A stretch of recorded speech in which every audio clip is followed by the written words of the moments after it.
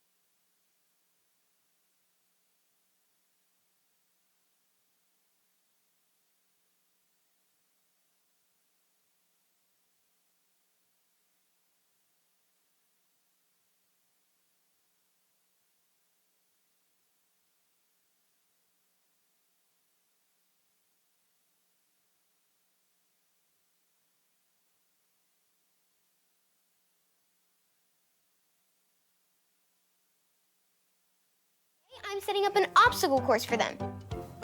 Do you want to see it? Okay, great. So first, we have to bounce the ball on our knees. Next, I set up hoops for them to jump through. And last but not least, we have to kick the ball into the goal. Goal, yes! I can't wait for my soccer team to try out this obstacle course. Being the soccer coach is so great. Who? Who? It's Ollie. Hello, Lucy. Who? Who? Pretending to be a soccer coach, are you? I sure am. I'm having so much fun playing the game that Manny and I created, Be the Leader. Today, I am a soccer coach. I made an obstacle course for my soccer team. Leading a soccer team is fun. It's true. Today's story is about someone who leads everyone, even you. Just listen to this story. Just follow me through. Who? Who? Follow me through, follow me through, who? Ollie's got a Bible story for me and you.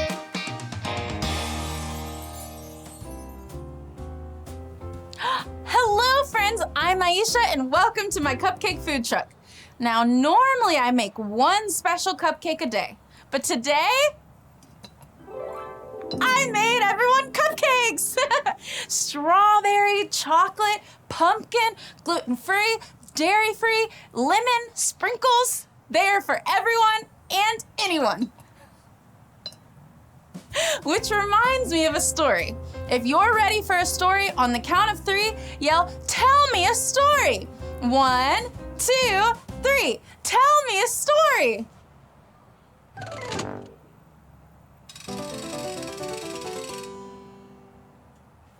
Today's true story from the Bible begins in a town with lots of people. There were kids playing together, people shopping, and friends talking to each other. But look, do you see the man in the middle? That's Matthew. Let's watch and see if anyone talks to him. Do you see anyone?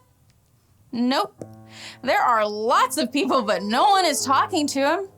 That's because Matthew was a tax collector. That means his job was to collect money for the town from everyone. The problem was that tax collectors took more than they were supposed to, which meant nobody wanted to be their friend. One day, Jesus came to town. God's son, the most special leader ever, came to town. And guess who he talked to? Can you guess? Yes! He talked to Matthew. Jesus went right up to Matthew and said, "Follow me." Do you think Matthew followed him? Yes, of course. Matthew got up and followed him because Jesus is the most special leader. The people who saw Jesus talk to Matthew were confused. They didn't know why Jesus wanted to be friends with a tax collector. But everyone can follow Jesus and be his friend. Later, Jesus was having dinner at Matthew's house and everyone was invited. And I mean everyone. Let's help them serve the food. Everyone gets a plate of food. Let's count how many people we can serve. Ready? Go. 1, 2, 3, 4, 5, 6, 7, 8, 9, 10. Great job, guys. We served everyone who came to eat with Jesus at Matthew's house. And do you know why Jesus said to serve everyone? Because Jesus came so that everyone can follow him. Even if you're like Matthew and made a bad choice. Jesus came for all the people. Everyone can follow Jesus. Did you like the story? If you did, give it 2 thumbs up. 2 thumbs up. Oh, hey there, Ollie. Tell me, who can you follow? I can follow Jesus. Yes, it's true. Now let's hear it from you. Tell me, who can you follow? I can follow Jesus. That's the truth, friends. You better believe it. See you next time. Bye. So there's your story. It's all true. Matthew followed Jesus, and everyone else can too. Thanks, Ollie. Goodbye to you. Hoo, hoo. Wow, what a great story. Jesus is a friend to everyone because everyone can follow Jesus. I think I got the story. Did you get it? If you did, say got it. Get it? Got it! Good! Hey, you know what? I want everyone to come and get to enjoy my soccer obstacle course. Not just the soccer team. I'm going to invite all the kids in my neighborhood to come check it out. I'll see you guys next time. Goodbye!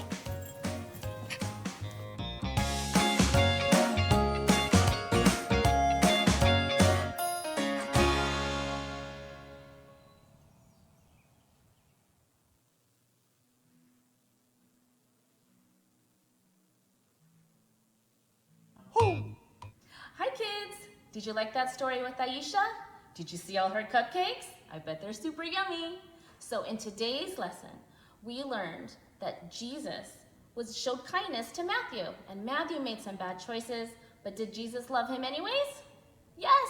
And does Jesus love you even if you make some bad choices? Of course he does. So, the way that we can follow Jesus is to show kindness to others, the way that Jesus showed kindness to Matthew. So, what other ways can you show kindness, just as Jesus did? What do you think? Maybe share a toy? Maybe help somebody if they're crying on the playground because they scraped their knee? I'm gonna show you a way that maybe you can help your mommies and daddies set the table, just like how Matthew and Jesus had to set the table for their dinner party. So, the first thing we'll do is take a tablecloth. I'm gonna spread it on out. And this is called a runner. It's just something fancy that some tables will have, okay? And we have some flowers. They're also called centerpieces. You could use a vase, other flowers. You can use maybe a really pretty sculpture that maybe you did at school. And then we have our plates. So count with me. 1, 2, 3, 4. And what are these? These are forks. And what is this? It's a napkin. And what color is it? Is it blue? No, it's red. So 1, 2, 3, 4. And then we have the rest of the forks to go to. So don't forget, kids, the best way to follow Jesus is to show kindness to others. Have a good day. Happy Sabbath.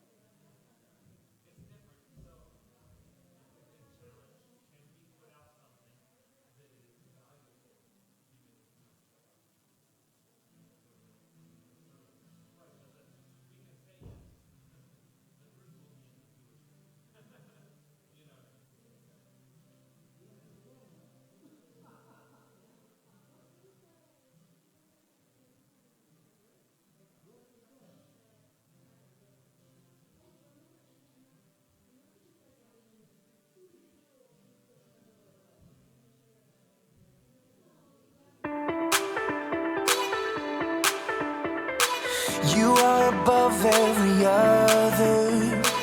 Your love amazes me. You created every beautiful color for everyone to see. I want the world to know, I want my life to show just what your love has done for me. In your love I'm free, in your love I'm forgiven, forgiven. Your love it makes me sing, your love it gives me a reason to lift my voice, yeah.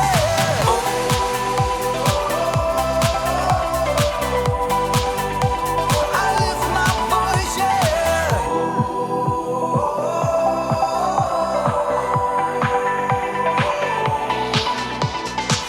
You are the giver of all things good and perfect. I give you all of my praise, God, 'cause only you deserve it. I want the world to know, I want my life to show just what your love has done for me. In your love I'm free, in your love I'm forgiven, forgiven. Your love it makes me sing, your love it gives me a reason to lift my voice, yeah.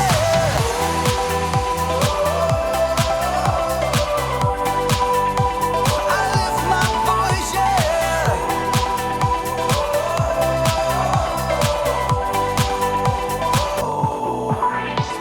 I sing and dance, I clap my hands, I lift my voice, I lift my voice. I sing and dance, I clap my hands, I lift my voice, I lift my voice. In your love I'm free, in your love I'm forgiven, forgiven.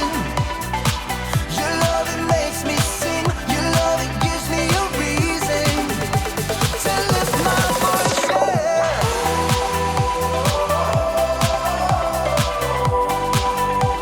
I lift my voice, yeah.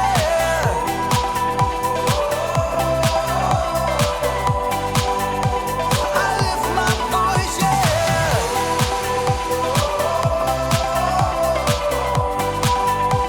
I lift my voice, yeah.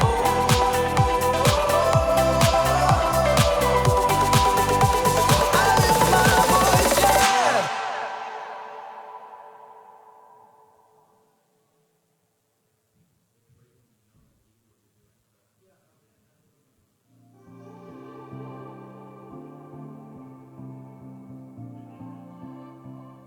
Hey peeps! I'm Erica, and I'm happy to welcome you to my home sweet home fixer-upper! Today, we're talking about two things. Number one, forgiveness. Forgiveness is deciding that someone who has wronged you doesn't have to pay. And number two, paint! As you can see on my ceiling, there are marks from previous residents that could definitely use some cover-up. How did they get that up there? Anyway, guess they're working on their kickboxing. Hiya! My landlord, Miss Watson, hired someone to paint the place. He was supposed to be here last Wednesday, and then last Friday, and then yesterday. 3 no-shows. Now I could get really mad at that unreliable painter guy, or I could do the painting myself. So, first step, painter's tape, painter's tape, painter's tape, painter's tape. Applying painter's tape is important because it helps keep the paint off the places you don't want painted. Don't worry, it's quick and paintless. Paintless. Let's do it. All right,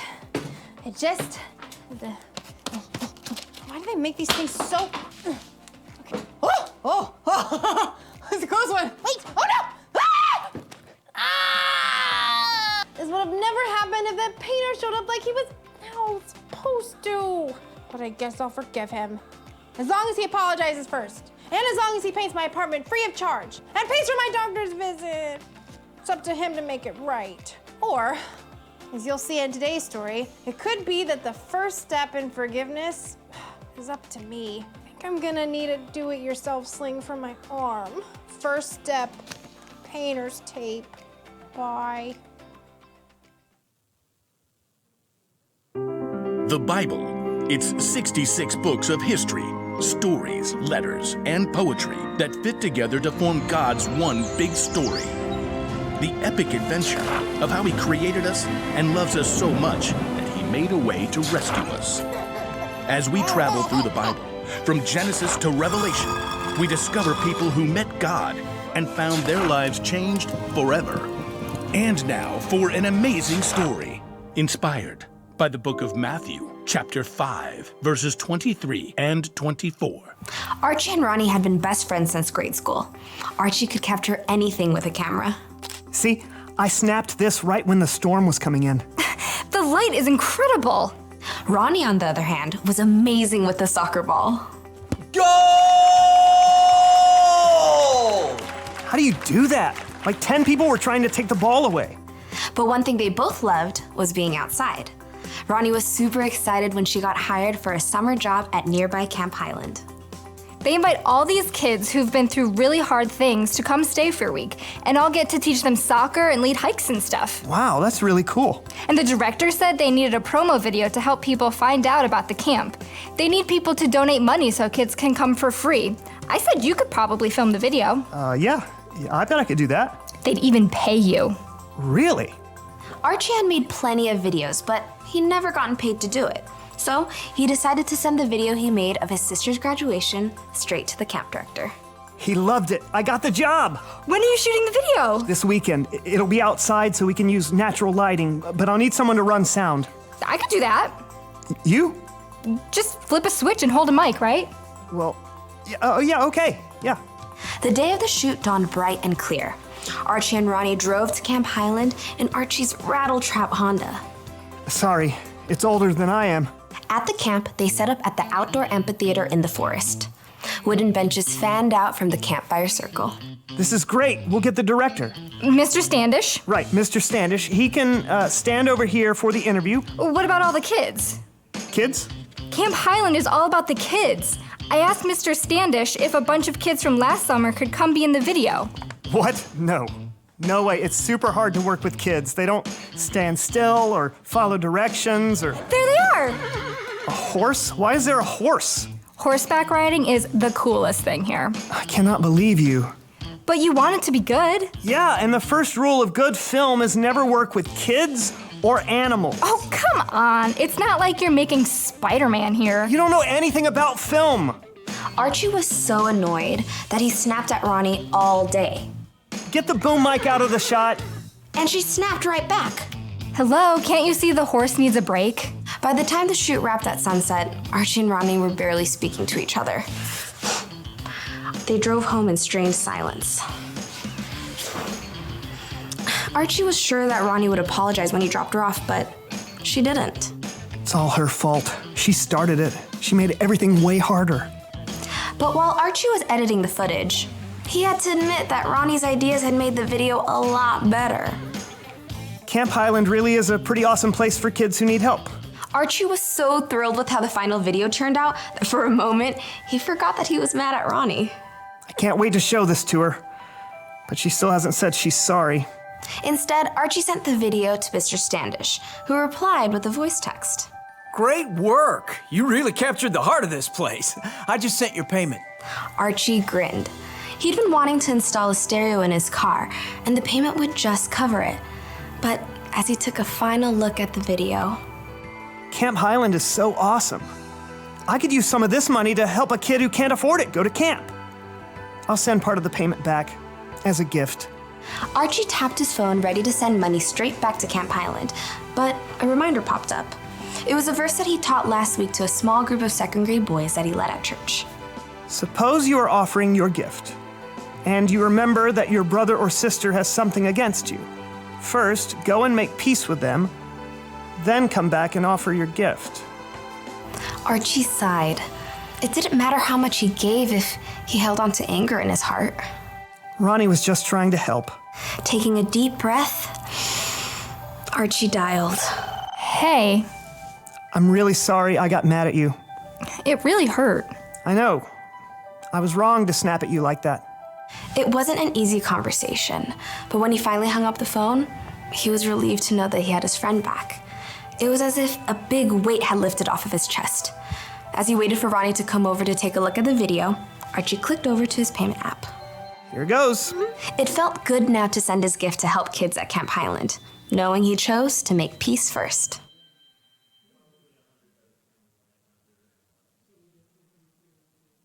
Painter's tape can solve so many problems, people.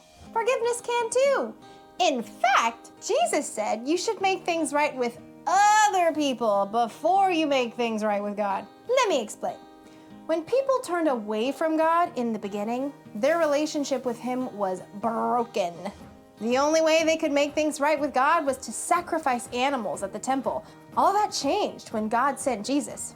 Jesus sacrificed His own life to make things right with God for us. We didn't have to earn it, we didn't have to pay for it. Jesus took the first step. That's what we need to do when someone has done or said something that hurts us or makes us mad. We need to take the first step to forgive. And quickly, because the longer you wait, the harder it gets to make things right. So here's the one thing to remember today. Take the first step to forgive others. Sometimes forgiveness is quick and painless. Sometimes you're going to need to ask God to help you forgive. But no matter what, it's up to you to choose to forgive the other person and wipe the slate clean. That was way easier than painting. This is fun. Until next time.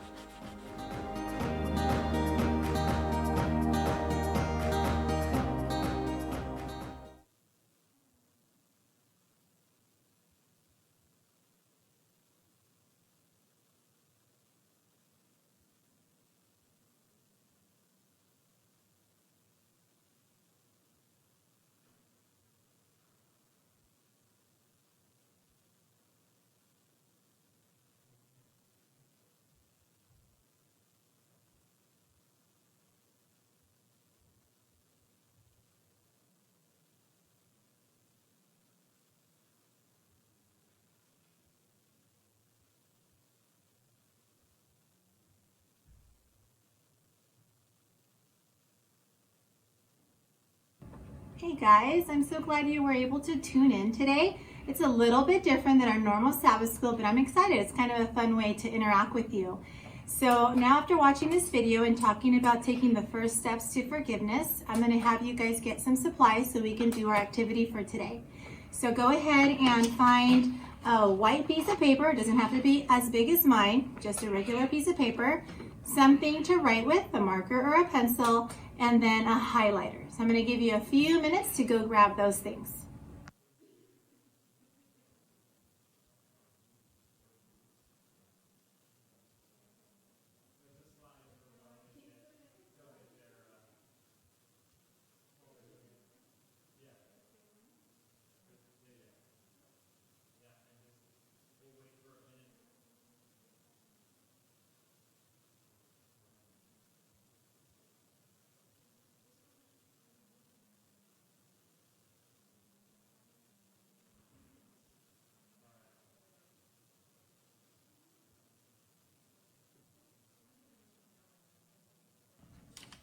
Okay, so now that you have your supplies, I want you to take the paper and I want you to put your foot on top of the paper and do a footprint of your foot, okay? I did mine already to save some time, and I know it looks a little big. That's because I had my shoes on and I had to kind of estimate what my foot looked like. So, hope you enjoy the picture of my foot. Okay, once you have that done, we're going to put the memory verse on the screen. It's a bit long, so there's a lot to write, but if you focus on the most important part of that memory verse to write and copy inside your foot, that would be awesome. So focus on the part that says, forgive just as the Lord forgave you. So I took my highlighter and I highlighted those parts because I truly believe those are the most important parts of the memory verse. If we were in class, we would have time to share an opportunity that you had or a situation that you had where you had to forgive others. And I'm sure we all have one. Sometimes they're small things we forgive for, and sometimes they're quite large. But Do you know why we actually wrote it on a foot? Because our memory verse and our idea for today was taking the first step to ask for forgiveness. It helps us to get rid of that anger. And because God did it for us, we need to do it for others. So the one thing to remember today is really very simple. Forgiveness. Take the first step to forgive others. So take a minute or two to pray with your family about that, especially if you need someone that needs forgiveness today.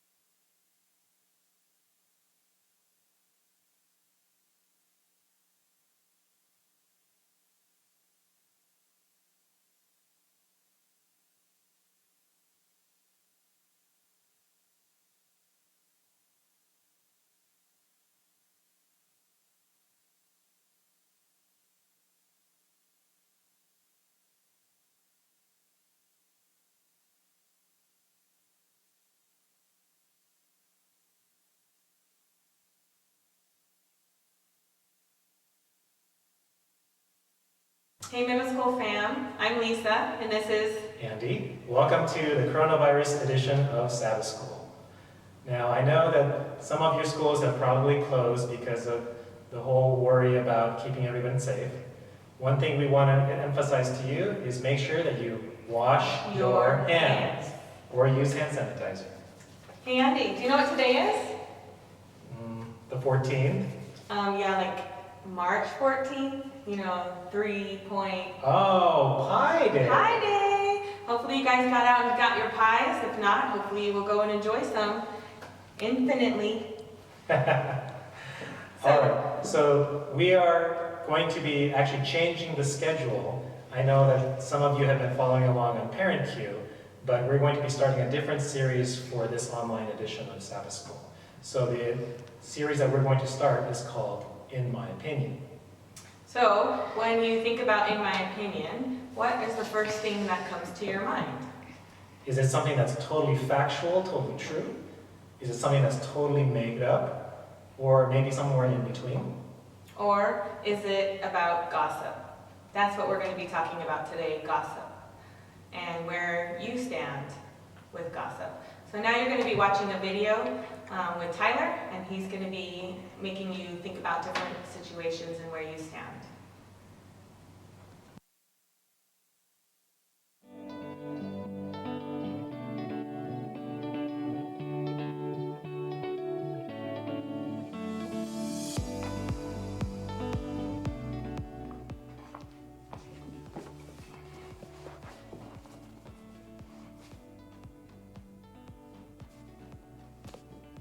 Should this be here? Testing. Testing. Why is it so fuzzy? Check. Please. Is that better? Hey everybody, my name's Tyler, and we are in a new series today called In My Opinion. Now we gave it that name because my opinion is the only one that matters. Psych! It's not why we gave it that name. We gave it that name because if there's one thing that we all have, it's an opinion. Now, I don't know about you, but I feel like I hear the phrase, in my opinion, a lot. Sometimes we use it when we're not totally sure how what we're gonna say will be received or if we're gonna be judged for it. So like, in my opinion, it's the best song ever written. Or like, in my opinion, those are the coolest sneakers I've ever seen. Or, in my opinion, that math test was awful. The one with the long division. I hate long division. We might use that phrase when we don't want other people to judge us, but it works both ways. Sometimes we use it to give ourselves permission to be the ones passing judgment. Like adding in a quick, well, in my opinion, makes us feel free to say whatever we really think. In my opinion, she's too clingy. In my opinion, that guy's a real jerk. In my opinion, that movie is so nerdy. See, on their own, those thoughts are merely judgments we've made about other people. But when we present them as opinions, we suddenly feel better about sharing them. So just to be clear, there's nothing wrong with having an opinion, both having one and sharing one. The problem is that sometimes what we call an opinion is really just a judgment. It's something negative that we think or say about someone else. And when we start spreading those opinions around, well, then we've got a problem. You don't need me to tell you this, do you? As middle schoolers, you know exactly how much time people spend spreading their opinions around. You know better than most just how often students talk or gossip about each other. So why is it that we find gossip such an easy thing to do? Why do we feel so free to talk about each other? Well, I think honestly, it's for a few reasons. For starters, I think sometimes our insecurities, yes, I have insecurities, you do too. Well, insecurities sometimes motivate us to gossip. We talk about other people so that nobody points out what's wrong with us. After all, it's easier to focus on the insecurity of others than let them know what we're insecure about. Or maybe we gossip because it's a way to bond with our friends. If we can contribute to the conversation with a good piece of gossip, we feel like we've got an in with the people that we're talking to. And isn't it better to feel in than it is to feel out? Maybe we gossip because honestly, it's fun. We like to be the first to know a good story or crazy rumor or piece of information about someone else. There's just something exciting about being in the middle of the stuff that's happening at school or in our friend group or maybe even in our family. And because of that, we talk about it. Or maybe, for some of us, gossip is about competition. We want to be the best or the coolest or the most popular. And in order to get there, we feel like we have to cut other people down. We have to talk badly about others to show that we're the best. Or maybe, and this one is tricky, sometimes we gossip because it's true. Those opinions we share aren't just opinions, they're facts. That guy really did date that girl. That kid in your science class did really cheat on that test. That guy actually did show up at that party this weekend. That student in your small group definitely did get caught doing something they weren't supposed to do. Because it's true, we think it's okay to talk about. After all, they kind of brought it on themselves, right? And what's trickier than that is that sometimes we don't mean any harm with what we say. Our intentions aren't bad. We all talk to our friends about everything, and that includes the latest gossip. Sometimes we share it because we really are worried, or surprised, or we want to help in some way. Besides, we trust the person that we're talking to, right? We know that they won't tell or repeat what we're saying, will they? How many of your conversations that include gossip start with a sentence like this? I'm not supposed to tell anyone this, but... So like the reality is that the gossip is a huge part of our current culture. We have TV shows and podcasts and other forms of entertainment that are basically centered around the idea that it's okay to gossip and judge people. Some celebrities build their entire brand on being talked about. They don't mind being the center of gossip because it means they're the center of attention. And social media? Honestly, the comment section could just be called like the gossip section on some posts. Maybe you even see this at church or at home or at your school. Your parents, your teachers, your coaches, your small group leaders, they gossip around you. So could it really be that big of a deal? I think we all know the answer to that question is yes. We know because we've seen gossip go so bad. We've seen the consequences and the hurt and the embarrassment it's brought on somebody else. Maybe we've even experienced it ourselves. But is there anything that we can do to change it? If gossip is such a big part of our culture, how are we supposed to keep from doing it? Today, we're gonna look at a verse from the Bible written by a guy known as the Apostle Paul. So Paul was a leader in the early Christian church. He had a lot of influence that spread Christianity all around the world. Because of that, he often wrote letters to encourage the Christian churches of his time. A lot of those letters are part of what is called the New Testament in the Bible. The verse we're gonna look at today is from a book called Ephesians, which is actually a letter Paul wrote to the church in the city of Ephesus. Paul wanted to encourage the believers there to live differently than the people around them. One of the areas where Paul wanted his fellow Jesus followers to live differently was the way that they spoke. Here's what he wrote. Don't use foul or abusive language.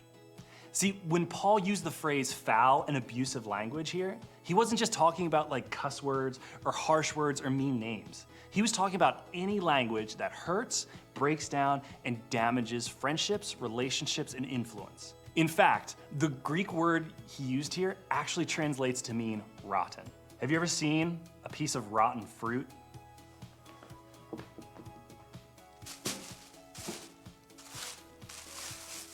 Well, it's disgusting, it smells bad, it turns a nasty color, it attracts flies.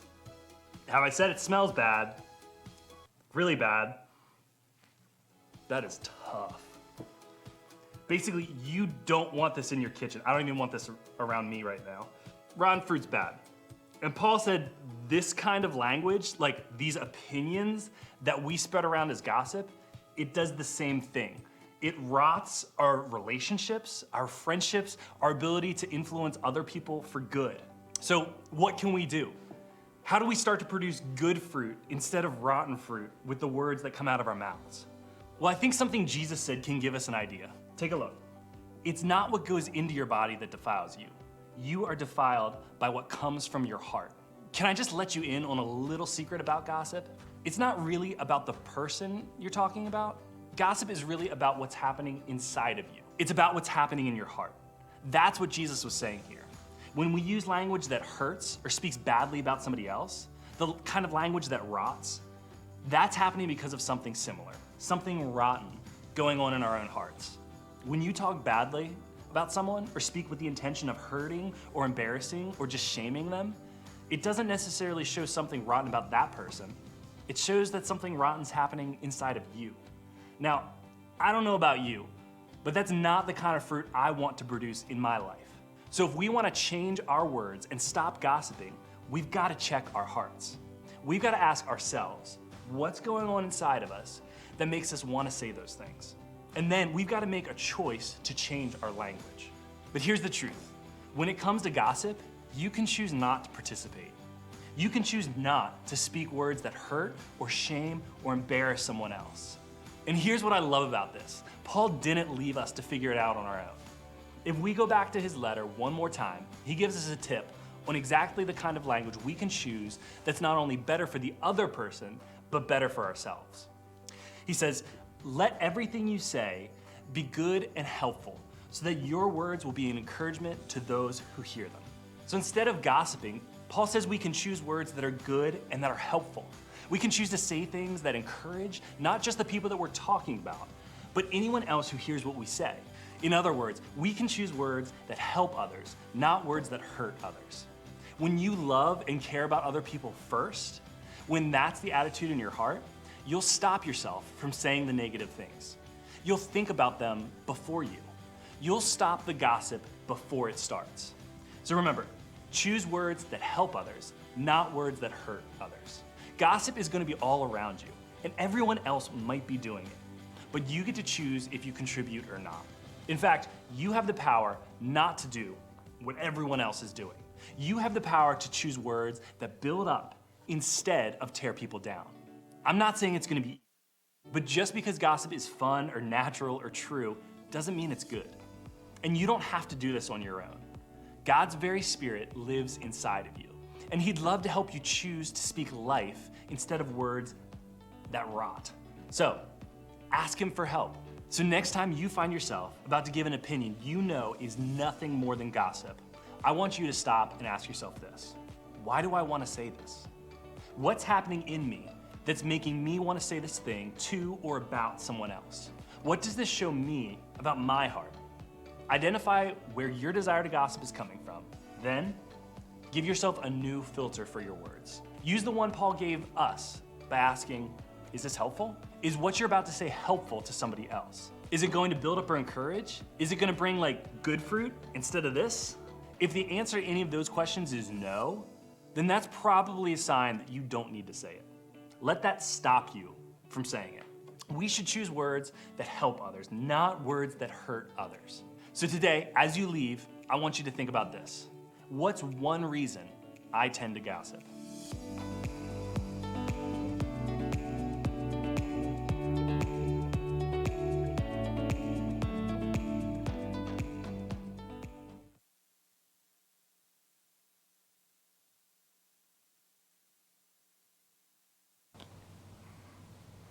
Hey, it's us again. So Tyler asked you a good question. He said, what's one reason or some reasons that you tend to gossip? Also, we're going to give you a couple of situations that you might find yourself in. And what we'd like for you to do is brainstorm with your friends or your family, your parents, and see if you can figure out a way to act in these situations without talking negatively about someone. First, if you were in a school cafeteria and a group of your friends starts talking negatively about the new kid, how are you going to handle that? What are you going to do? Second, someone sends you a screenshot of something major that happened on social media, and they start a group chat about it. How are you going to approach that? And the idea is to try to be able to figure out techniques and situations where you can still stay and interact with your friends without being negative about the person that you're talking about. Thanks for joining us on this coronavirus edition of Sabbath School. We love you, and we hope you'll come back and join us next week. And don't forget, wash your hands.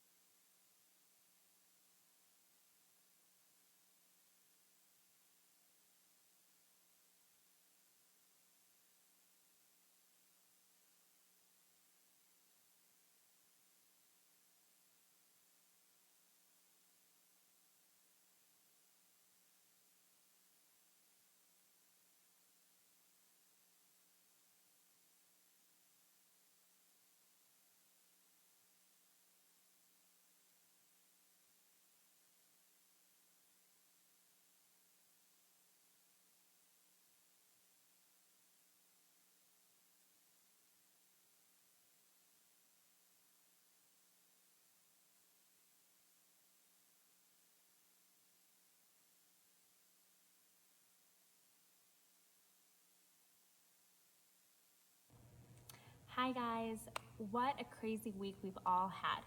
But isn't it a blessing to know that we live in an era where you can have Sabbath school from the comfort of your own home? This week we're going to be talking about dating, or the desire to date.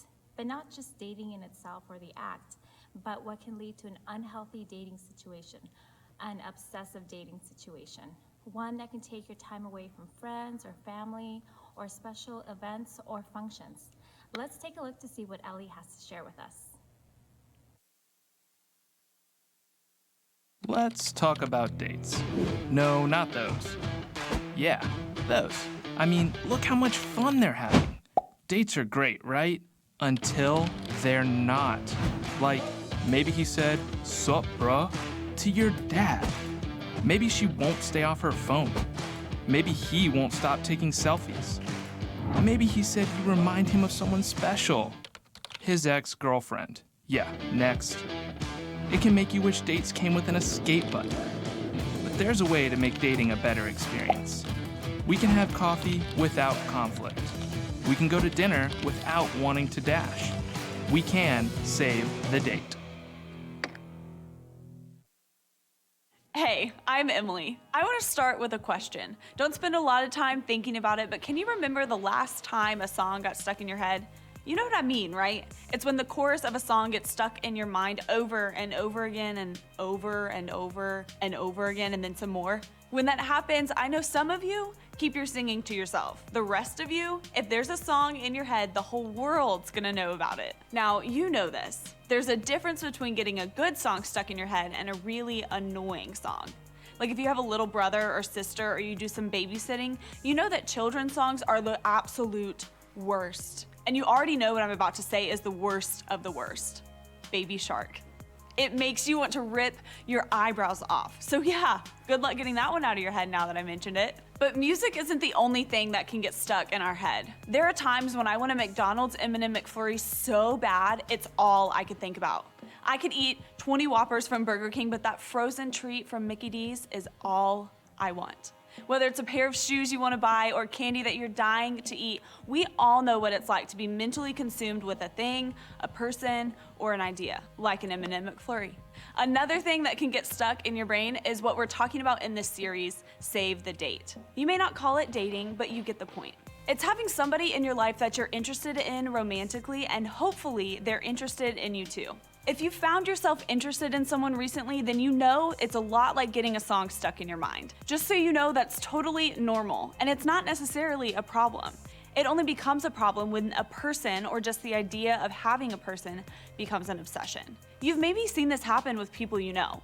Maybe it's the guy who can't have a conversation without talking about his girlfriend. And you're like, you have a girlfriend, we're aware. Maybe it's the girl who no matter what you're doing says, oh, that reminds me of my boyfriend, and redirects the conversation to the person she's dating. They're obsessed. So how do you know when this idea becomes an obsession? Here's a few ideas. It's when you have somebody in your life and they're all you think about. The people closest to you haven't seen you in a while because most of your free time is spent exclusively with that person. Maybe it's when you have someone in your life and they're all you talk about. Your friends don't have to guess what you're gonna say because they already know. It's when you don't have somebody in your life, but you're just as obsessed. You're searching, waiting, hoping to find that person, and you talk about it more than the people who are actually dating. You may be thinking, Emily, why is this a bad thing? It's not like I'm obsessed with stealing puppies or eating rocks. That would be a real problem. But if having a relationship with someone or being interested in someone isn't a bad thing, then why are you making it sound like it is? And yes, you're right. There's nothing wrong with having someone in your life. And there's nothing wrong with being excited about it. If you don't have someone in your life, there's also nothing wrong with wishing you did. But when everything else in your life seems to fade out because of this person, then it's a problem. And here are a few reasons I think why. First, you miss out. There's so much to do in high school that you'll miss out on if you're obsessed with a relationship or the idea of a relationship. You'll miss out on a chance to make memories with your friends. You'll miss out on chances to connect with your family. You'll miss out on chances to develop your talents. You might even miss out on chances to learn new things or influence others. Being too focused on any one thing, whether it's a person, relationship, or hobby, is never a good idea because of how it shrinks your life down. Second, you can actually alienate people. Your friends aren't stupid, right? They realize even if you think they don't, when your heart, time, energy, and thoughts are not with them, they feel distance and separation, and eventually that takes a toll on relationships. All of a sudden, the people you used to care about the most don't feel like you care about them, even if you do. Honestly, being around couples who are overly obsessed with each other, or just being around someone who is just plain obsessed with the idea of dating, it can be kind of annoying, right? Because when dating becomes someone's whole world, they're not really acting like a dating couple anymore. We've all been around people who act like a married couple in high school. And even if it seems kind of romantic, it also seems kind of weird, right? We've all seen people give up friends and sports and even their own identity for the person they're dating, and deep down, we know they're probably missing out. The question is, what do you do about it? You can't not care about someone if you care about them, right? The whole point is to care. But how much is good for you and how much isn't? In this series, we've been talking about saving the date, or rescuing your dating life from common things that can make it less awesome. But what do you do to make sure that you're not the one who needs saving?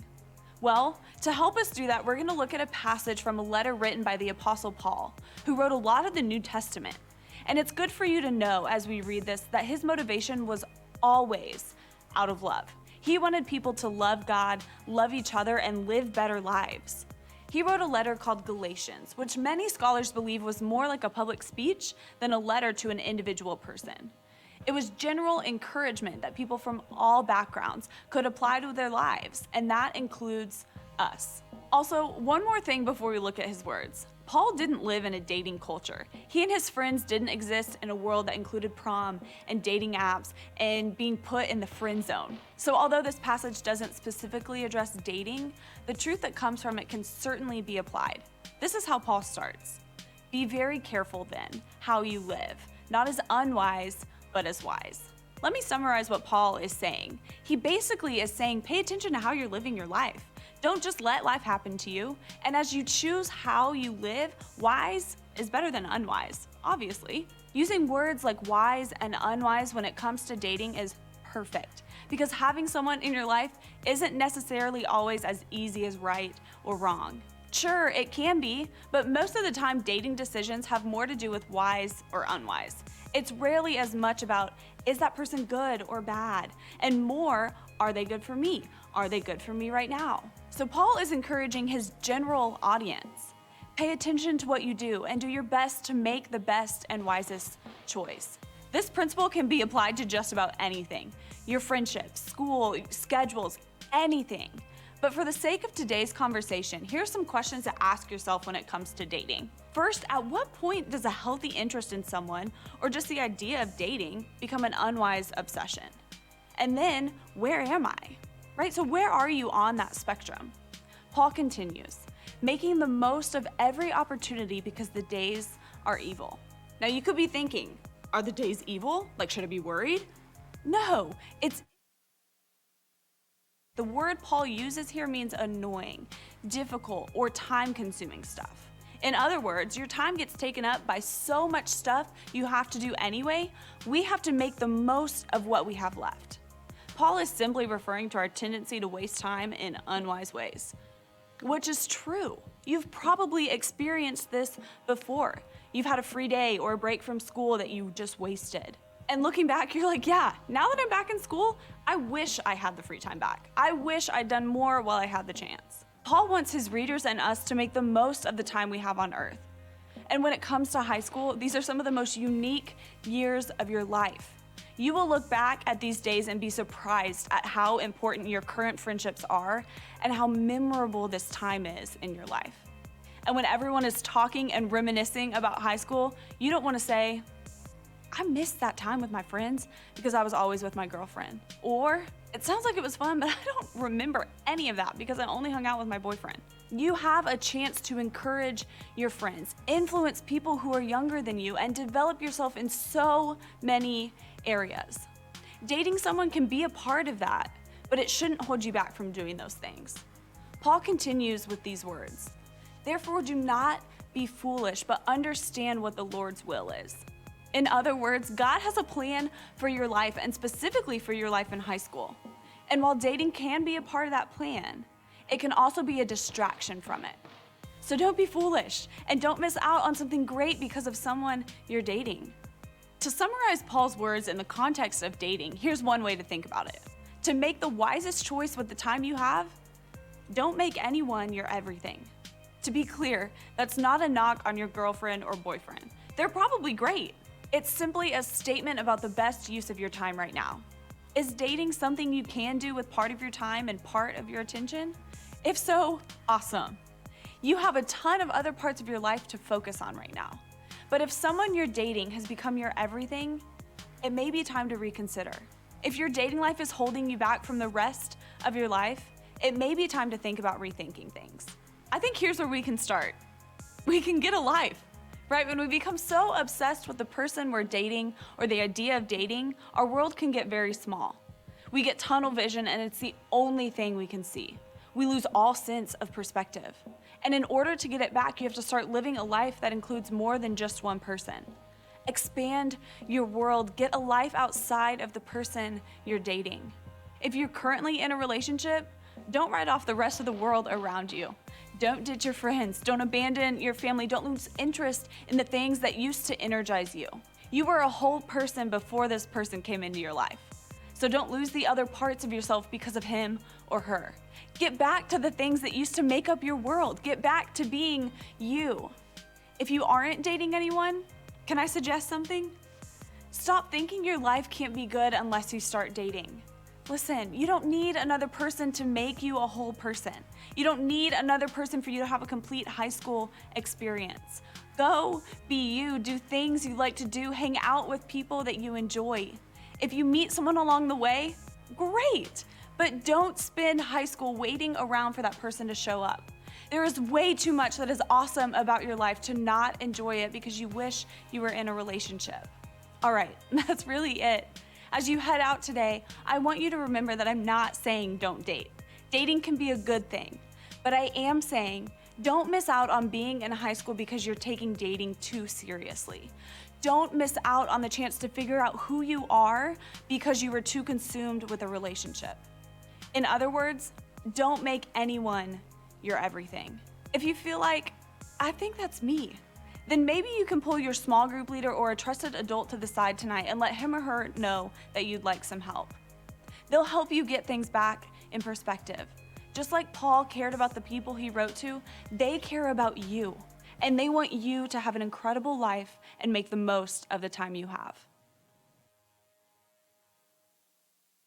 So guys, as you just heard, there are some important things you can do when you actually choose to date that will help you lead happy, healthy relationships and appreciate the people around you and gain some wonderful memories.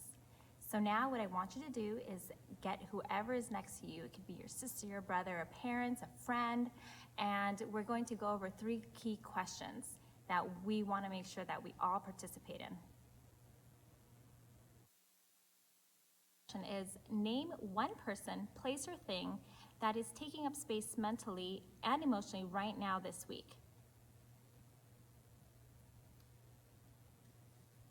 Our second question is, how do you know when you're obsessed with something or someone? Now again, guys, this doesn't have to be just dating. It could be anything. And our last question is, aside from dating, what are the top 1 or 2 things you do not want to miss out on in high school? How can obsession cause you to miss out, including your youth group?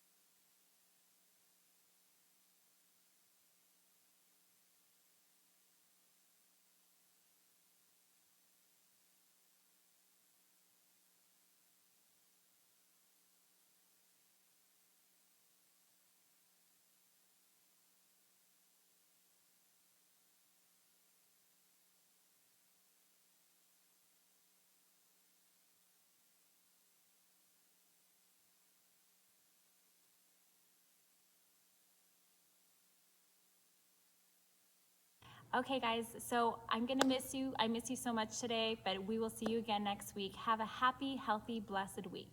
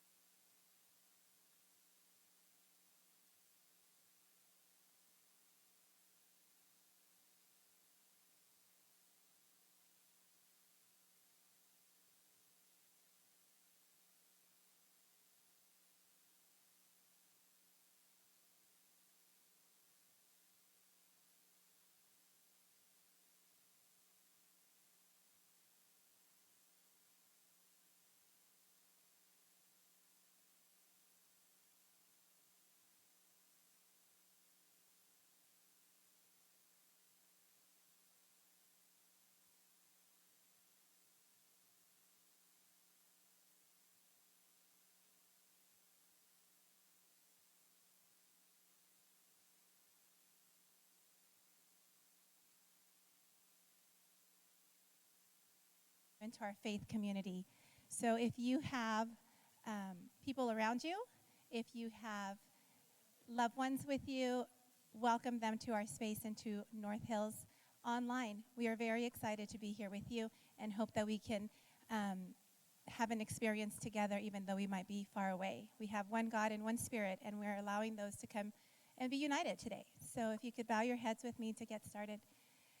Dear Heavenly Father, we thank you so very much for this opportunity. Even though we've had to close doors and have that social distancing, Lord, you are powerful enough to connect us through your Spirit.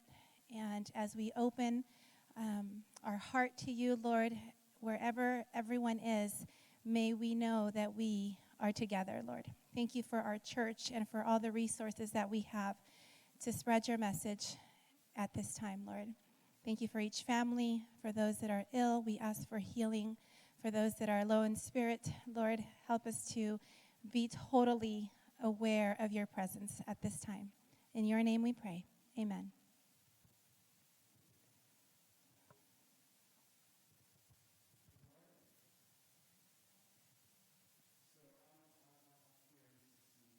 Everybody is at this morning. If you're on Facebook or if you're on YouTube, first of all, welcome. Thanks for joining us. Secondly, can you check in? Can you just shout out where I'm at? Who am I watching with? I'd like to see once we're done up here. I'd like to see where you are, and I just invite you to worship with us this morning.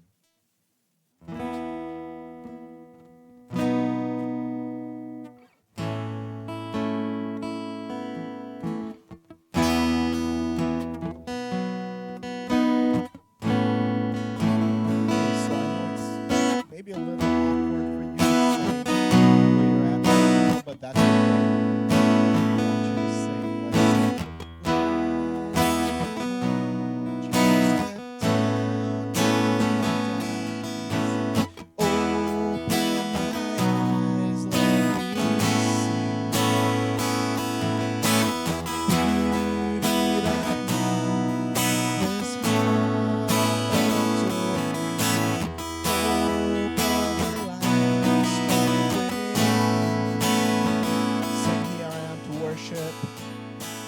Here I am to worship.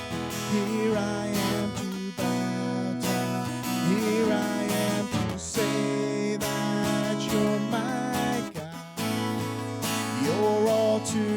altogether lovely, altogether worthy, altogether wonderful to me.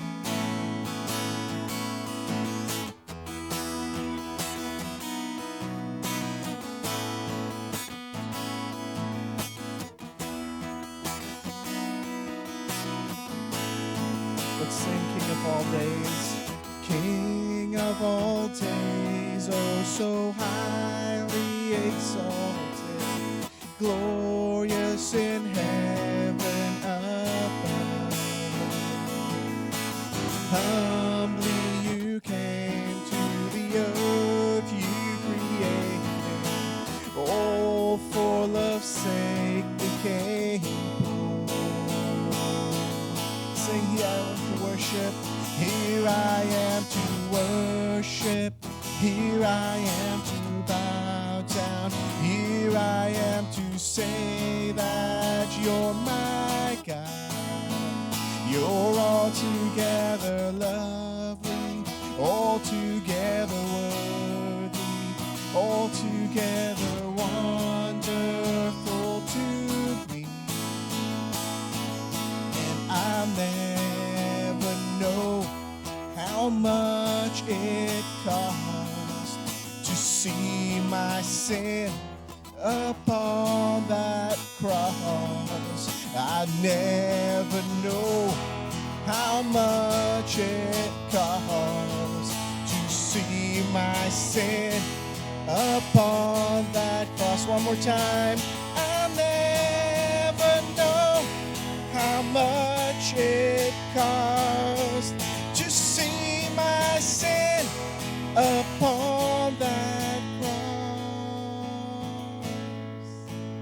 Here I am to worship, here I am to bow down, here I am to say that you're my God. You're altogether lovely, altogether worthy, altogether wonderful to me. One more time. Here I am to worship, here I am to bow down, here I am to say that you're my God. You're altogether lovely, altogether worthy, altogether wonderful to me.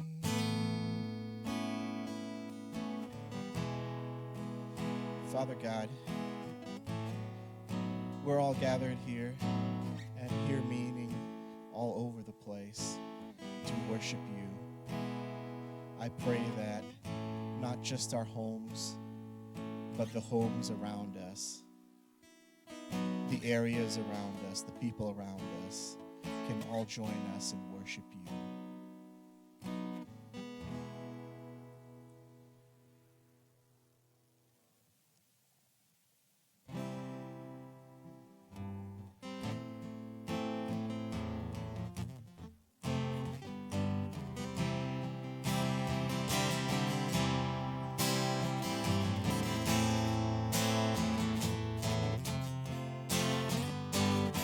Let's sing. Let the weak say I am strong. Let the poor say I am rich. Let the blind say I can see. Is what the Lord has done in me.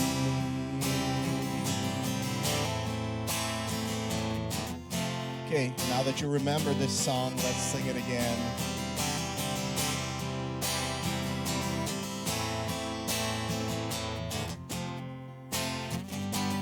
Let's sing.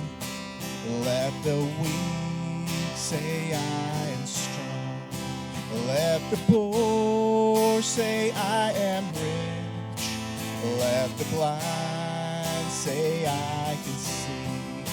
Is what the Lord has done in me. Oh, Hosanna, oh, Hosanna to the Lamb that was slain. Oh, Hosanna, Hosanna, Jesus died and rose again.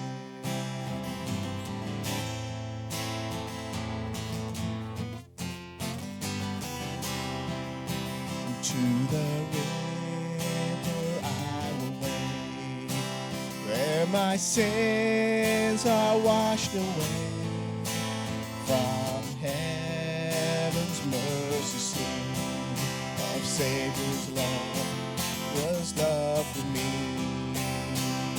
Sing Hosanna, Hosanna, Hosanna to the Lamb that was slain. Hosanna, Hosanna, Jesus died and rose again.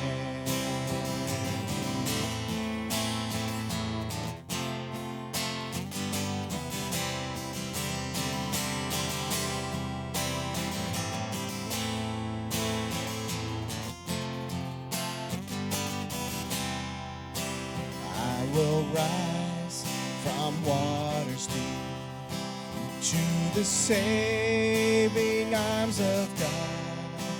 I will sing salvation songs. Jesus Christ has set me free. Sing Hosanna, Hosanna, Hosanna to the Lamb that was slain. Hosanna, Hosanna, Jesus died and rose again. Sing that again. Hosanna, Hosanna to the Lamb that was slain. Hosanna, Hosanna, Jesus died and rose again.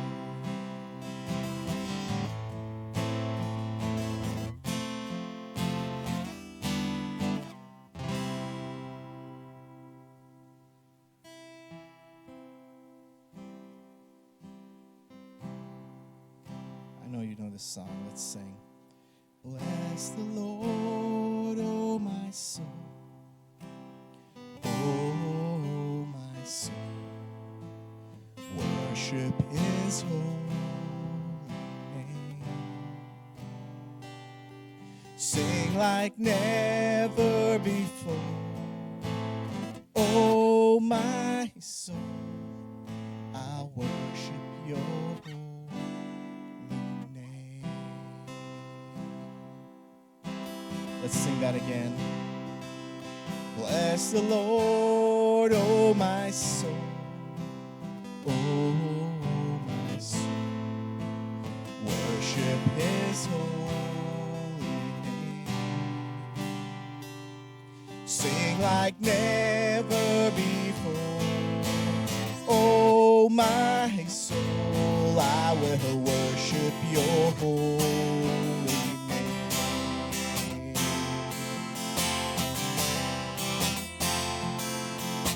The sun comes up, it's a new day dawning. It's time to sing your song again. Whatever may pass and whatever lies before me, let me be singing when the evening comes. Sing, bless the Lord, oh my soul. Oh my soul. Worship his holy name. Sing like never before. Oh my soul, I will worship your holy name.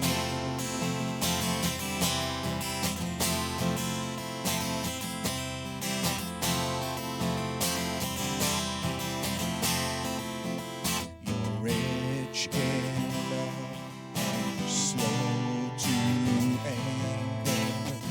Your name is great and your heart is kind. For all your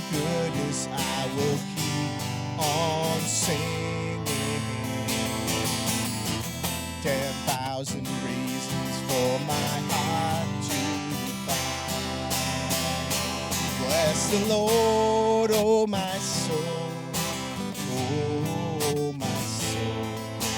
Worship his holy name. Sing like never before.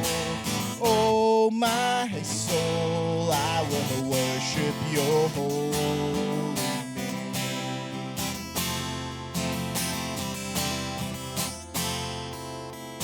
And on that day when my strength is failing, the end draws near and my time has come, still my soul will sing your praise unending. 10,000 years and then forevermore, and I'll be singing, bless the Lord, oh my soul. Oh my soul, worship his holy name. Sing like never before. Oh my soul, I will worship your holy name. Sing, bless the Lord, oh my soul. Oh my soul, worship his holy name. Sing like never before. Oh my soul, I will worship your holy name. I will worship your holy name. I will worship your holy name.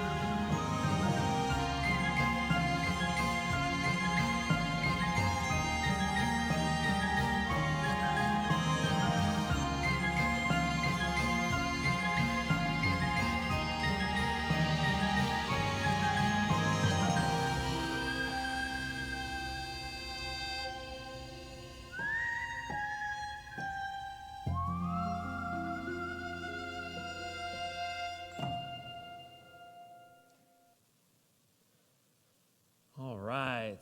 Hey, everybody. How's everybody doing today? I wish I could hear you. I wish I could see you. This is a very different way of being church together. So, welcome to the COVID-19 March 14 version of our worship service. As you worship in your living room or wherever you might be worshiping, maybe on your phone, on your TV.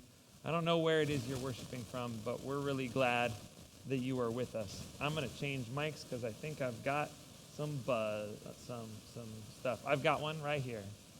All right. So I'm going to use Glenn's mic.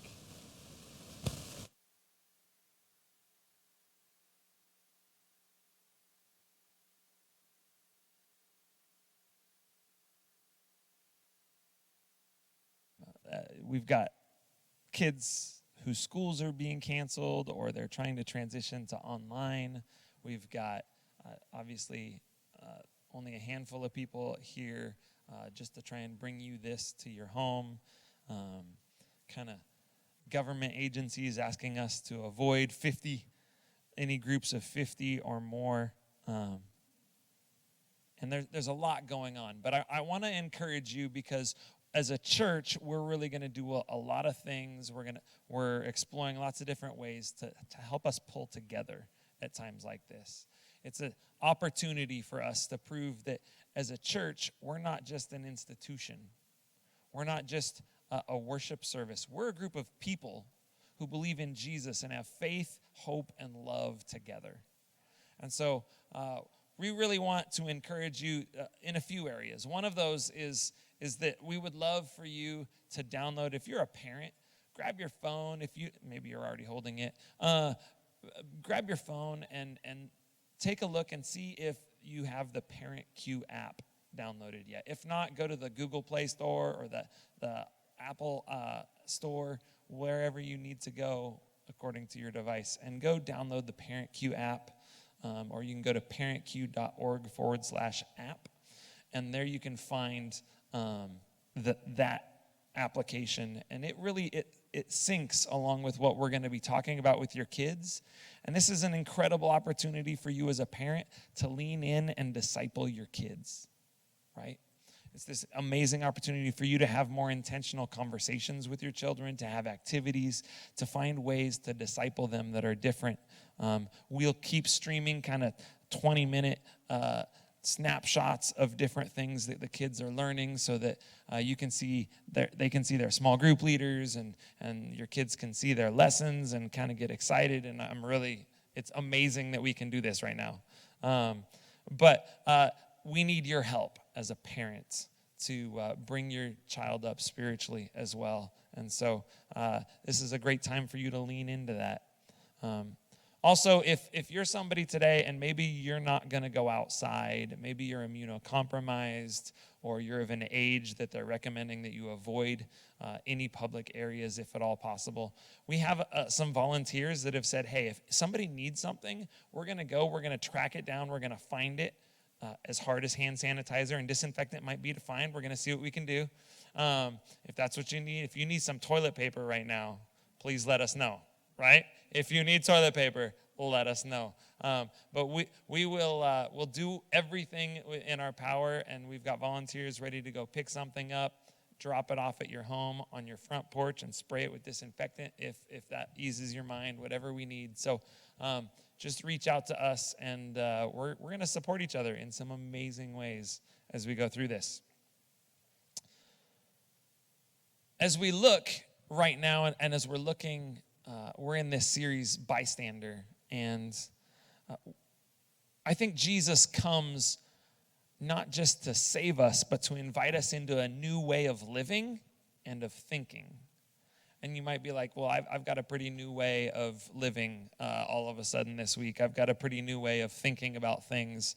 But I think the way of Jesus is often something that we wouldn't expect. And while you have a right to be concerned today, I think while panic is just not helpful at all, this is serious. It's a concern. We don't close our doors for nothing. We want to keep one another safe. And we've communicated all these things in email, but in all of this, where does our faith come in? In all of this time, where does our faith come in? Because some of you might look at this and you might say, well, this actually is science, it's health, it's public awareness. Where does faith come in? And maybe you're sitting there and you're like, this isn't really a faith thing, Tim. This is a COVID-19 government, healthcare, science, that social thing. But I think John, who we've been tracking with, would say that this is precisely where faith comes in. That it's moments like this that faith really comes alive. We're in this series called Bystander, and John, who was one of Jesus' disciples, he gets really, really quite old. We believe he lived into his 80s, and he's the last living disciple who saw Jesus, as best we know. And so here's John in his old age, and people are begging him, hey, John, you walked and talked, you touched, you saw, you experienced, you believe because you saw his miracles and his signs. We need you to record what it is you saw for future generations. And then he chooses to we believe, probably dictate that he probably dictated these words because he was so old by this point that they were dictated and someone wrote them down, and he kind of outlines it, and he tells us why. I want to bring up in John 20:30, he tells us why. He says, "But these are written that you may believe that Jesus is the Messiah, and that by believing, through your understanding of who Jesus is, you may have life in his name." That when you understand, John says, when you understand what it is that I experienced, when you understand what I touched, what I saw, when you understand what was going on and what I experienced, I hope that you will believe. And because of that belief, what I want for you, I want this for you. I don't want anything from you. Jesus doesn't want anything from you either. We want something for you, and the thing that we want for you is to have life in the name of Jesus. And so he goes through kind of this process, and he records 7 different signs, and we've been going through, we're 2 signs in. We've gone through sign number 1, which was at a wedding in Cana, and then sign number 2, again in Cana, Jesus from afar heals a nobleman's son, and we've gone through these moments, and this week we should be on sign number 3, but we're not. We're going to skip sign number 3 for now. We'll come back to it next week. But the reason being is I thought we would kind of jump to the end, because towards the end, not quite at the resurrection, which is really where this series is going to end, but that we would jump a little further on in John's story and find a moment that we can identify with a little better right now. With this week's massive changes, John details this moment where people are afraid as well, where Jesus' disciples are afraid, even though they're in the presence of Jesus. They've seen his entire ministry leading up to the night that he would be taken. That should be a lot of faith. That should generate a lot of belief, a lot of trust.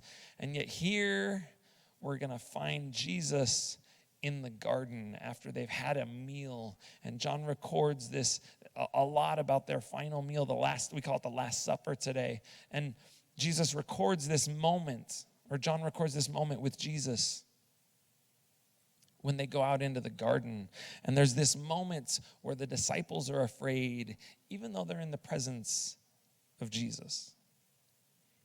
And I want to take a look at that. You see, in Rome, to stand up and say that someone other than the emperor was God was a risky thing to do. And so we're going to go here to John 18. It says, when he had finished praying, he being Jesus, Jesus left with his disciples and crossed the Kidron Valley. On the other side, there was a garden, and he and his disciples went into it. Now Judas, who betrayed him, knew the place because, and this is interesting, an interesting note, because Jesus had often met there with his disciples. They're going to a place that's normal. It feels like it should be safe, but it's not. He continues, so Judas came to the garden guiding a detachment of soldiers and some officials from the chief priests and the Pharisees. They were carrying torches, lanterns, and weapons. So Judas comes to the garden. He knows right where they're going to be. He knows that this is the safe space, that this is the intimate place, that this is the place that Jesus and his disciples are close together. And he says, I'm going to get into this, and I'm going to mess it up. That's going to be right where I can find Jesus. And so here comes Judas, carrying torches and lanterns and weapons in the middle of the night. Like, imagine being in the garden at that time. Imagine the torches coming up the hill, up to the Garden of Gethsemane. And here you are praying. You're spending time with Jesus. You've seen Jesus just in agony as he is understanding what's going to happen. Imagine the fear, maybe the anger the anxiety around this moment. And here comes a detachment of soldiers, something that you have no power against. Like, you can do something, but if you try doing something, you're probably going to die doing it, right? And imagine coming through this. I think it's easy for us to imagine because I think we've all been there, right? We all are there right now in one way or another. Feeling isolated, you're at home, there's a looming threat. Maybe you feel a little betrayed. What do you mean it's not safe for my kids to go to school? How can that be? What do you mean it's not safe in my workplace? What do you mean it's not safe to go to church together? It feels ridiculous. It feels like it's hard to even understand and manage. Like, what do you mean like we're in this predicament? I don't even understand how to put this into words. It feels like a movie I watched once, not like reality. And our reactions tend to be shock, tend to be anger, some panic and empty out grocery stores. Some hoard toilet paper, apparently. Some people laugh at those that are freaking out and sit back in order to just say, I'm just going to refuse to let this affect my day-to-day life. And then there's Peter. Peter, the fiery one, right? And so John records what he does next. Check this out. Then Simon Peter, who had a sword, he'd been packing a sword the whole night, drew it and struck the high priest's servant, cutting off his right ear. The servant's name was Malchus. Poor Malchus, first of all, right? Here Peter thinks he's going to somehow go down fighting. Like, it's better. He knows this is the end. There's been all these conflicts with the Pharisees. Finally, they got the Romans on their side. And finally, here's the moment. We're going to have a conflict. This might all end. I don't even know what's going to happen right now, but here we go. And he draws his sword and he slices. And apparently he's, as we know, a fisherman. He's not really ready to wield a sword real well. It'd be like drawing a gun in the midst of a military all around you. It's a suicide mission. And yet here Peter is trying to figure out, no, I'm going to defend my master.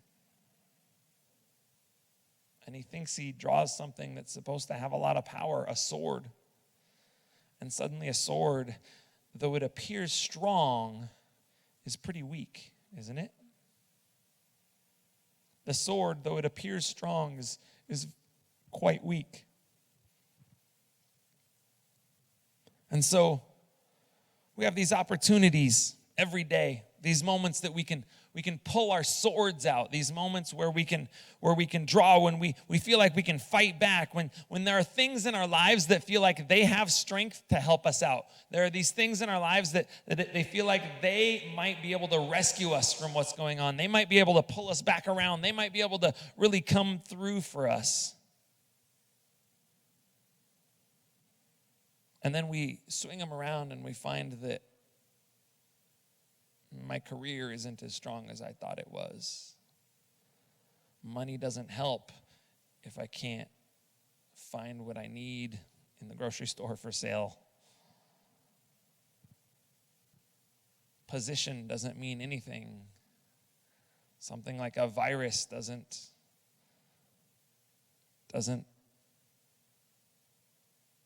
pick and choose according to your position. And so how does Jesus respond to this? How does Jesus respond? Jesus commanded Peter, put your sword away. Shall I not drink the cup that the Father has given me? Peter, what are you doing? What are you doing? trying to get yourself killed? What are you doing trying to pretend this isn't really happening? Like, what's really going on? Peter, don't you understand? You might feel weak right now, but who's really in control? Who's really got this thing? Shall I not drink from the cup that the Father's given me? And then Jesus kind of gets taken away. He gets taken to the house of Pilate, Pontius Pilate, and he has this interesting encounter in the next chapter with Pilate. There's this fascinating discussion. He goes back and forth, and he won't talk to Pilate at first. He doesn't answer one of his questions, and so he says this. Pilate says, "Do you refuse to speak to me?" I kind of feel like he's amped up about it. "You refuse to speak to me," right? Pilate said, "Don't you realize the power? Don't you realize I have the power either to free you or crucify you?" Like, don't you realize who you're talking to? I can take you out and crucify you. I have the power to set you free, and you and your disciples, you can go on your merry way. That's all in my fingertips. Look at me. And so Pilate suddenly seems really powerful. It seems really intimidating. Seems like he has all the control. And it's interesting. John records his answer, but Jesus' answer, but Matthew, actually one of John's contemporaries that wrote a little bit before, one of John's friends that wrote before John, wrote Jesus' answer to this question even more pointedly. And he says this. He said, Jesus answers, "Do you think I cannot call on my Father, and he will at once put at my disposal more than 12,000 or 12 legions of angels?" Now, 12 legions of angels, you're like, that's a lot, right? What's a legion? That's about 72,000 angels, right? Like, I know you think a lot of yourself right now, Pilate. I know things from your perspective, you're looking really strong, really, really on it. But right now, I could make one call. You don't understand where real power is. You don't get it. So here's Pilate, who looks strong but is weak, and Jesus in this moment, who looks weak but is actually strong. Right? I think there are a lot of things in our experience that look strong, but they're actually weak. There are a lot of things in our lives that appear to be mighty, and yet when we really put faith in them, when we really put confidence in them, we find out that they can crumble pretty easily.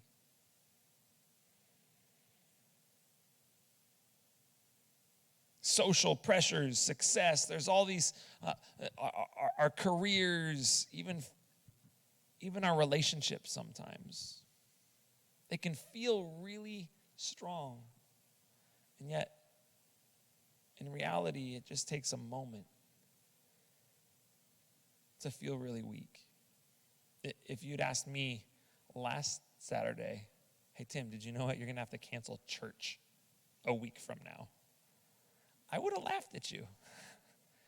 I would have pulled up a meme and been like, "This is just a toilet paper shortage." Right? I would have said, "This is ridiculous." But here we are. Here we are.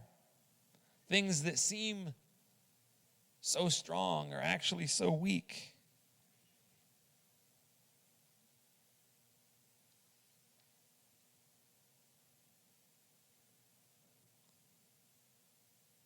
I wonder what it would take sometimes for us to really understand what true power really is, according to Jesus. Where real strength really comes from. You see, Pilate thought his position, his authority, his finances, his army, the people that he commanded gave him strength. And I think we love to rely on these things as well, but Jesus understands where true strength is rooted. And back to Peter. Peter looks and he thinks a sword is somehow going to help him. He thinks that the detachment of soldiers that came for Jesus is somehow mighty. And all the time, both of them just kind of overlook Jesus and just miss out. Because for Jesus, the world as we understand it is upside down. For Jesus, the world as we understand it, it's upside down.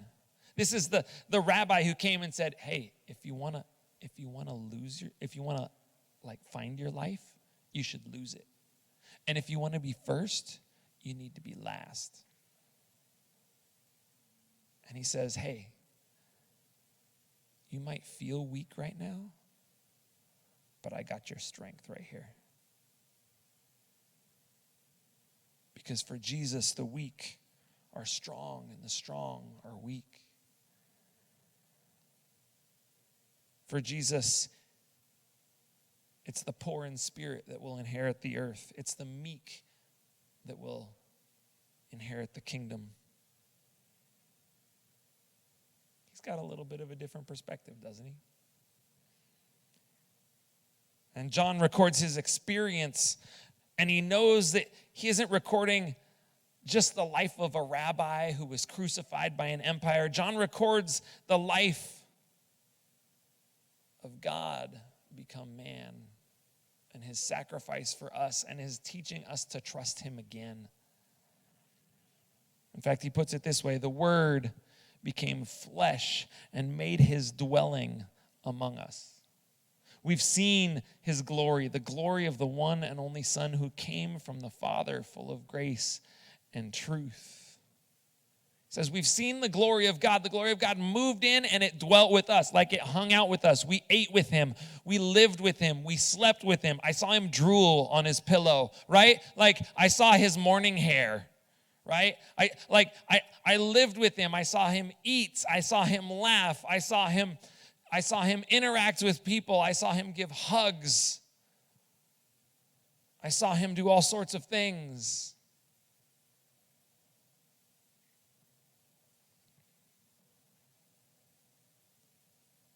What is it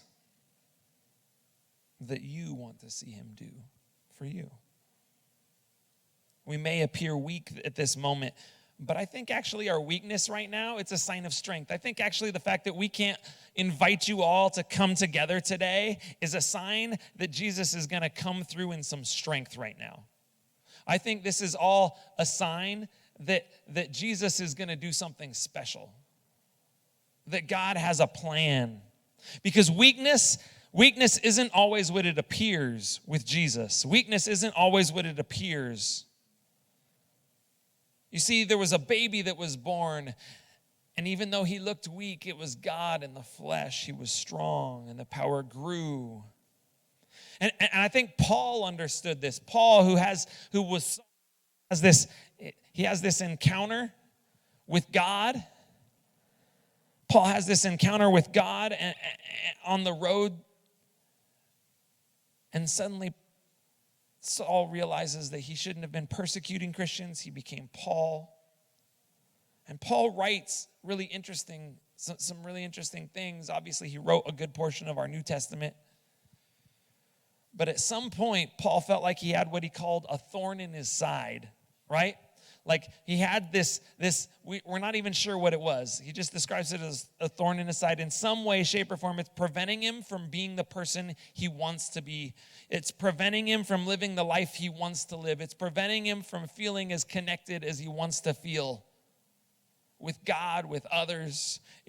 He feels it's holding him back, and he's really quite distraught about it.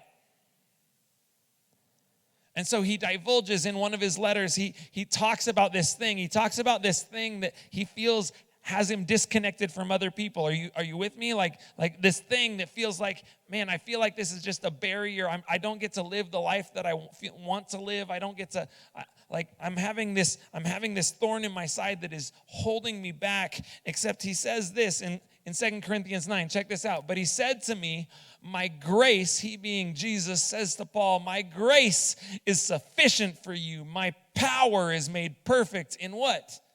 In weakness. What? Oh, yeah, no. Jesus is like, yeah, listen, my power is made perfect in weakness. Therefore, I will boast all the more gladly about my weaknesses so that Christ's power may rest on me. I can't believe I get this opportunity to be weak. I can't believe I have this opportunity to really show my vulnerability. I have this opportunity to show that, hey, my life, it's not built on me. It's not built on anything but Jesus who saves me. And then he goes on in the next verse. That is why, for Christ's sake, for the sake of Jesus, I delight. You do what? I delight, right?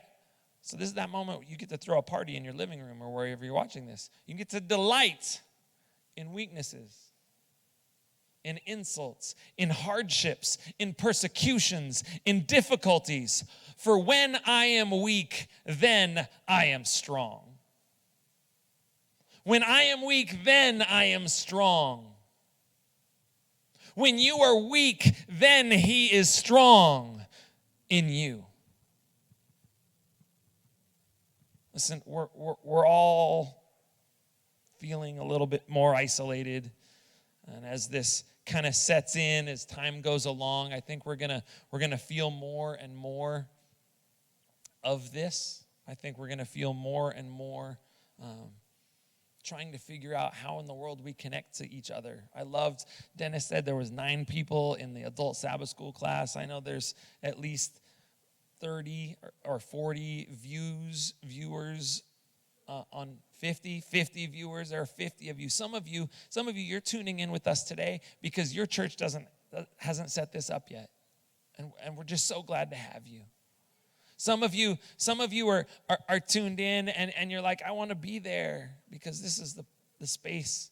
It might not look like it right now, but this is the space that you come to usually. And Paul and John, they had this experience with Jesus, and they know something different about life. They know something different about reality. They know something different about the way life actually works in Jesus. And for them, maybe we can just put it this way: weak is the new strong. Weak is the new strong. Paul is saying that those times when you're exhausted, those times when we don't know how we're going to make it through the day, those times when life throws us a curveball, those times when everything just seems to collapse around us, those times when all the institutions and things that our life and our rhythms are built around, when all those things fall apart, when it all collapses, that it's those moments that God is strong in you. But I think we have to kind of be done pretending that a sword is strong. I think we have to be kind of done pretending that our job and our finances and all the things, like sometimes for some of us, church has kind of been about putting on our best stuff and showing up and putting up the best front we can to show that life is going great. But we know right now for none of us is life going great. This is this moment where you can't fake it till you make it. Life is different right now. It's very challenging. It's all over the place. Like, people are freaking out, and whether you are or not, I think this is a moment to understand that we are weak. And it's in our weakness that he's strong.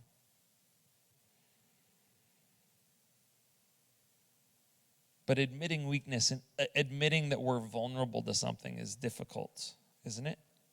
Surrendering that yes, I'm weak and I'm going to let Jesus be strong for me. That's a challenge. It's just such a difficult thing. We want to control. I don't know about you, but man, I think we all have control issues.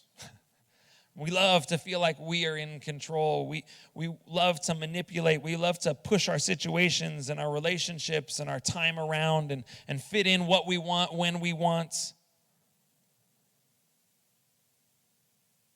And Jesus says, hey, if you'll just submit to me in your weakness, in your surrender to God, you're going to discover true strength, real power.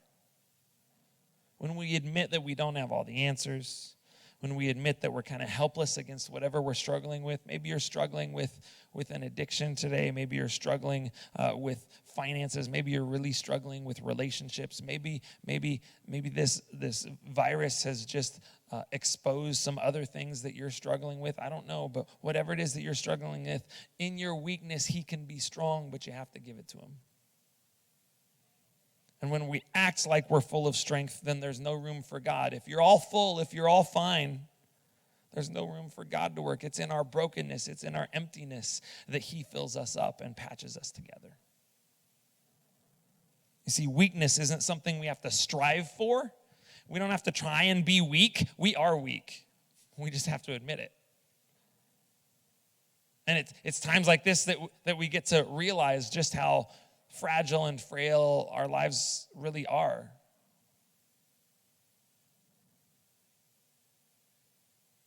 Weakness isn't something we strive for. It's something we are. And to live with an acknowledgement of it is to live in the reality of Jesus and realize that in moments of weakness, the God of the universe wants us to lay in his strength. I remember in high school, and I don't know if you had one of these projects. In high school, we had to build a toothpick bridge, okay? So if you want to do this at home, I'll bet the grocery store still has toothpicks, okay?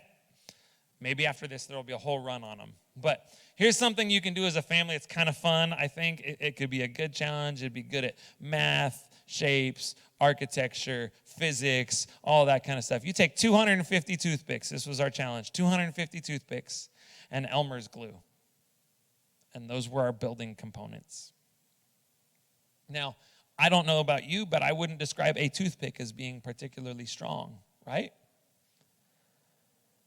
But I took my 250 toothpicks, and I remember going over to a friend of ours, Dennis Badzik, and I remember going over to his place, and he helped engineer a bridge, and we laid out a design, and so I printed it out, and then I put wax paper over it so that glue wouldn't stick to it, and then I kind of laid my toothpicks out and grouped them together and laid them out so that I knew precisely where I needed a toothpick, and then I would gradually squeeze some Elmer's glue over it, let it dry, do another section, and I kind of layered them and created it, and suddenly, like after a few nights of doing this, and you're gonna have some nights where you have nothing to do all of a sudden, right?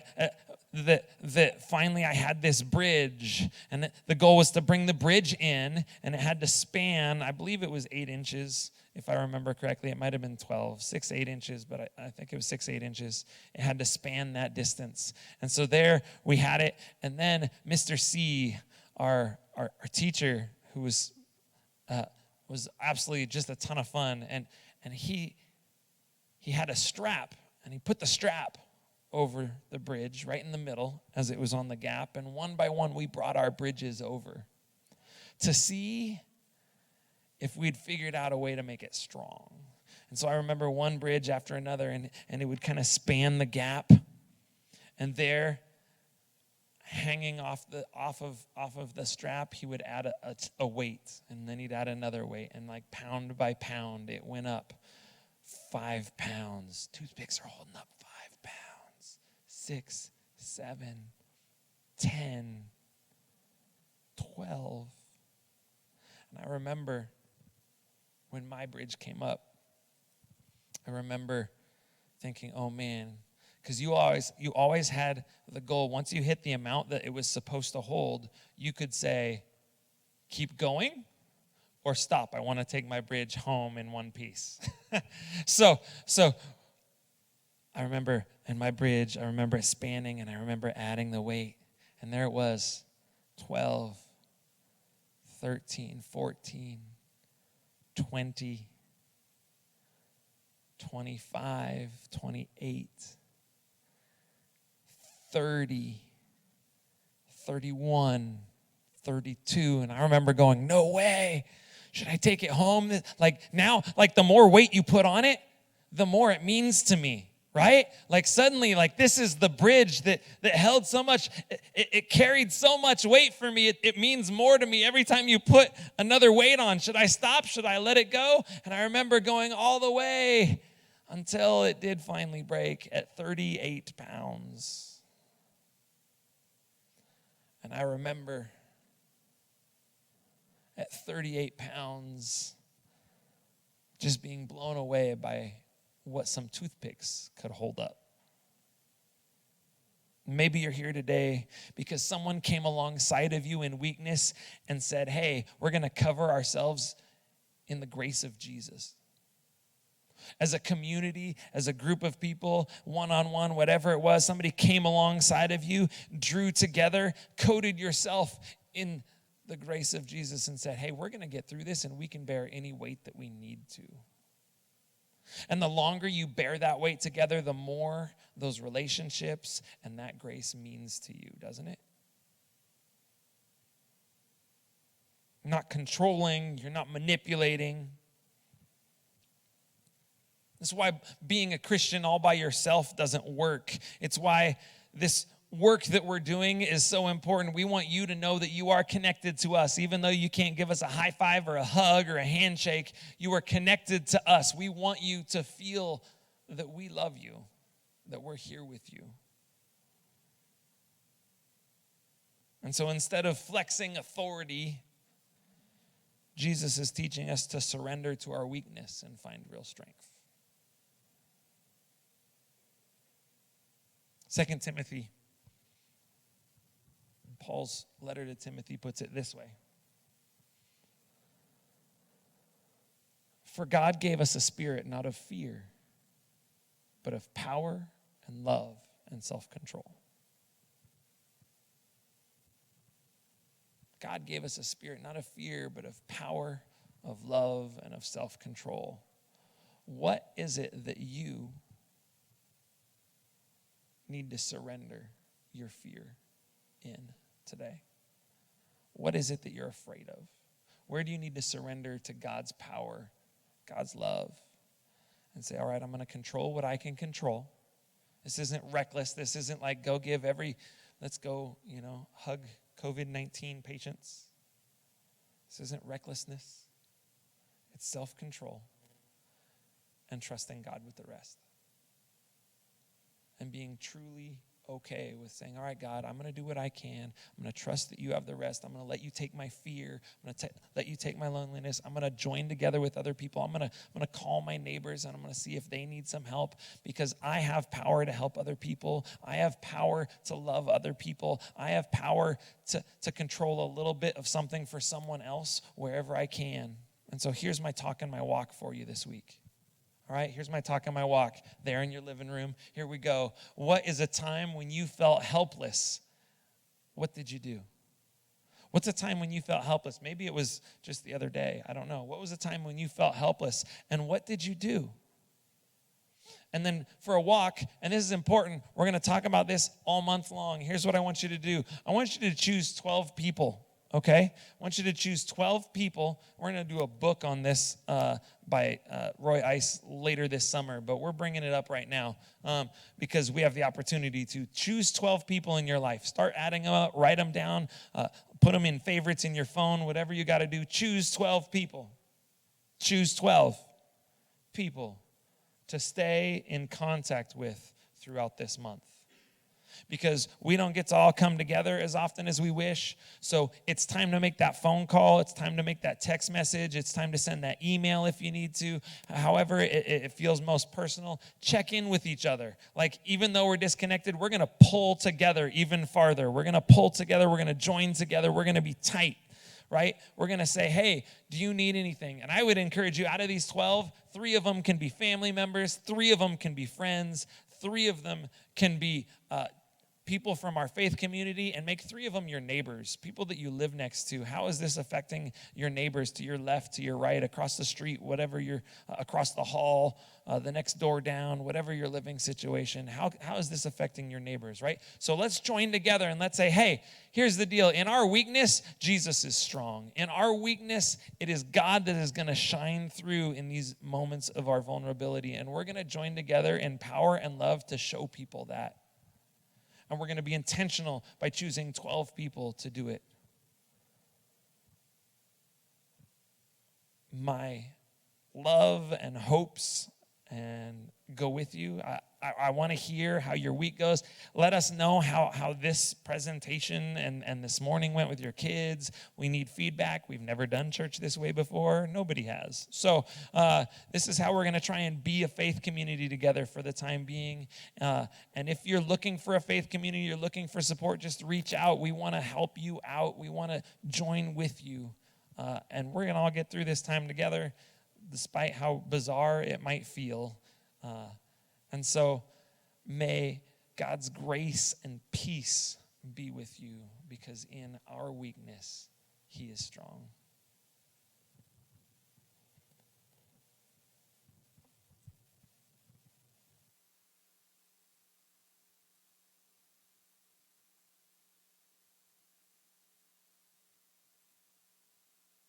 Hills is not going to let this isolation take over, right? We are coming. Thank you so much for opening your home, your living room, your dorm room, wherever you are, to us, because the nation is saying, hey, social distance yourself, but not North Hill. So take up on that challenge and realize that while the world is trying to separate us, North Hills and God are trying to unite us. Thank you so much for being part of this today. If you would also like to donate, a little heart offering in Aaron's house, you can go to nhillschurch.org and do /donate as a way of interacting with us and being able to contribute to our church that way. Obviously, all of our social events for the month have been canceled, so you probably made note of that. And we just wanted to let you know that we are still here. Please reach out and through any social media. And our church continues to bring love, connection to all of our members and those of you who've joined us for the very first time. Thank you for doing that. We're going to go ahead and close with prayer. Please bow your heads. Lord, thank you for this opportunity. Thank you because the doors being closed of North Hills does not mean that we can no longer connect with you or with each other.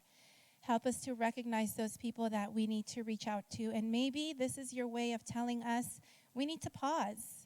We need to take a break from those things where we just run, and don't get refueled. And so now we're kind of forced to do that. We appreciate this, Lord. Let us take this as an opportunity that as a nation we might be weak, Lord, but this is your opportunity to strengthen us through so many means, Lord. Thank you for all you do for us. Be with each one of the families and the people who we've connected with this morning. Help us to have an amazing week, Lord, and thank you for your presence, for your forgiveness, and most importantly, for your love. In your name we pray. Amen.